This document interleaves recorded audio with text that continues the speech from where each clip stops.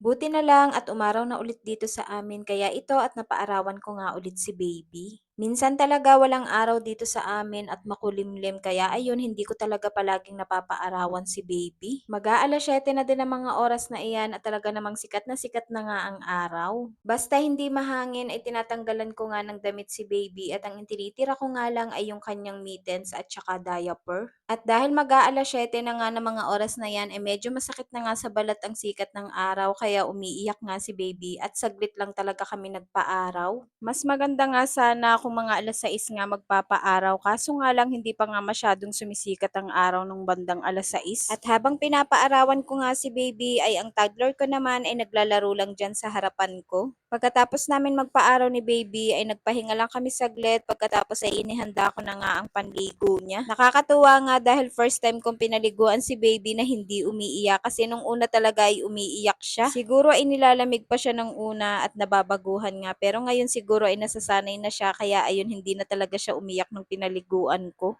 Pagkatapos eto nga at inutusan ko 'tong panganay ko na ibabad nga ang mga damit ni baby para paggising ng papa niya ay lalabhan na nga lang. Madami-dami na din kasi 'tong labahan ni baby kaya kailangan na talagang labhan. At pagkatapos naman niyang ibabad yung mga labahan ni baby ay nagmap naman siya ng sahig dito sa loob. Tapos maya-maya nga lang ay ginising ko na din itong asawa ko pagkatapos ay nagkape nga lang siya at nag-umpisa na nga siyang maglaban ng mga damit ni baby. Mas nauna nga kaming magising sa asawa ko dahil alas 11 na nga siya ng gabi dumating kagabi galing sa trabaho. At habang kami nga ay abala dito sa bahay ay meron ngang isang batang maliit na ang sarap-sarap ng tulog. Ganyan talaga yung bebe ko, ang sarap ng tulog maghapon tapos sa madaling araw naman ay gising. Habang naglalaba nga ang asawa ko ay nakisawsaw na nga din yung dalawa kong anak at yung panganay ko naman ay tumutulong-tulong sa pagkukusot.